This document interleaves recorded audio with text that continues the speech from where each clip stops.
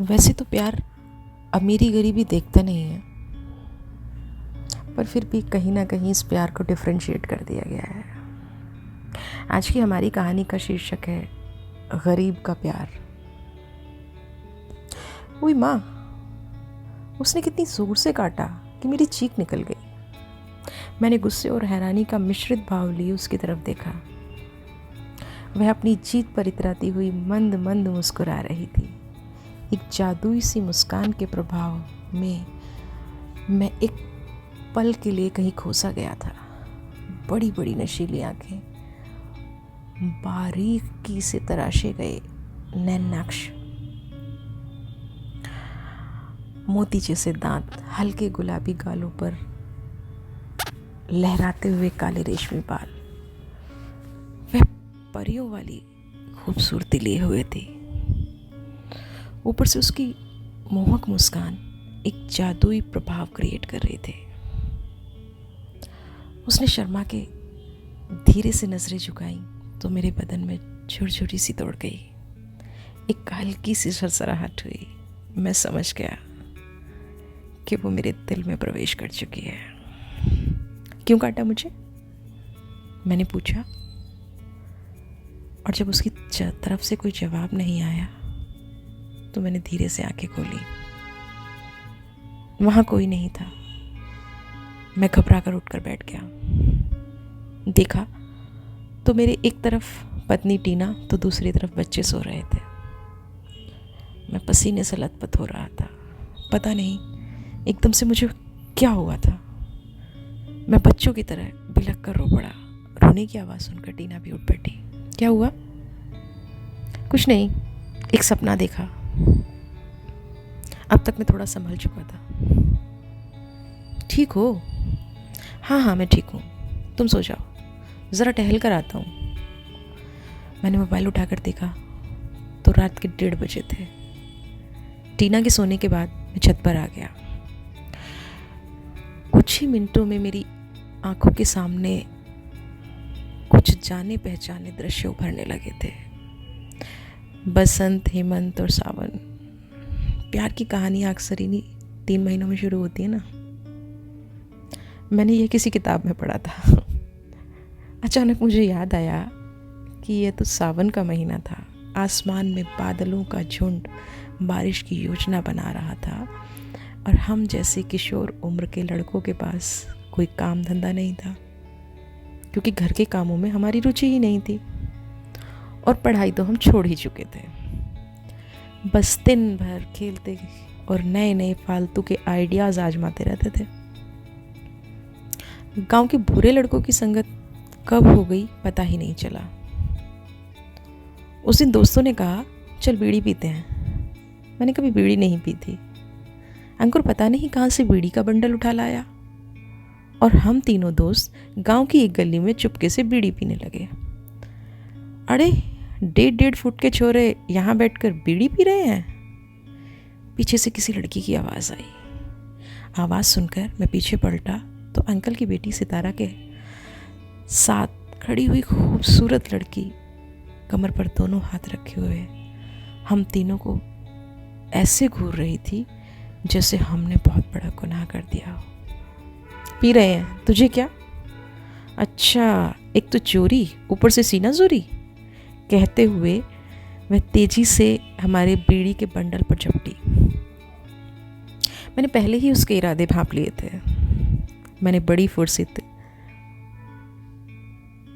Bundle को अपनी मुट्ठी में छुपा लिया। वह एक पल के लिए तो ठिठकी, लेकिन अगले ही पल मेरी तरफ बढ़ गई। लो, छीन सको तो छीन लो, मैंने मुस्कुराते हुए कहा। सहजता से मुट्ठी को उसके आगे कर दिया। मुझे अपनी ताकत पर पूरा भरोसा था।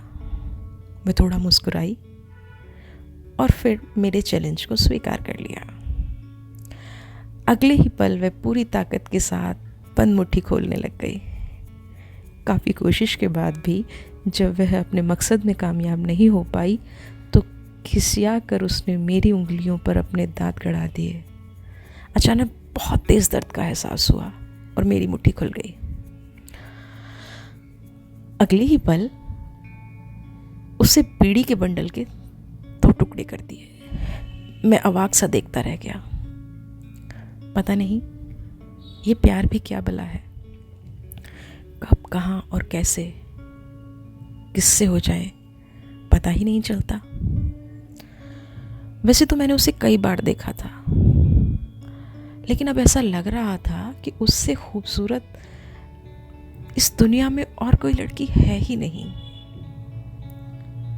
वहां से सीधा मैं अपने घर आया और अपने कमरे में घुसकर भीतर से दरवाज़ा बंद कर लिया। धीरे से मैंने अपनी उंगलियों पर मौजूद उसके दांत के निशान को सहलाया और अपने होठों के करीब ले आया। मेरी उंगलियों में अभी तक उसके सांसों की खुशबू उठ रही थी। उसका चेहरा बार बार मेरी नज़रों के सामने आ रहा था।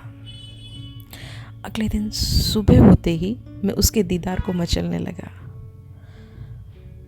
मैं घर से निकलकर जैसे ही गांव के चौराहे पर पहुंचा, वह मुझे सामने से आती दिखाई दी। धीमे धीमे कदमों से चलती हुई वह मेरे बगल से गुजर गई। अचानक से झुकी हुई नजरें उठी और मेरी नजरों से टकराकर वापस नीचे झुक गई। एक बार मुड़कर देख लेना तो मैं समझूंगा इसे भी मेरी तरह कुछ हुआ है।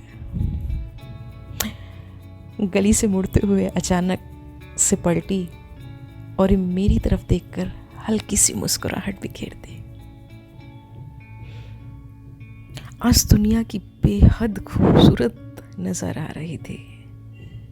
हालांकि सूरज भी वही था, पक्षी भी वही थे, फूल भी वही था जो पहले होते थे, परंतु आज मुझे उनमें कुछ नयापन लग रहा था।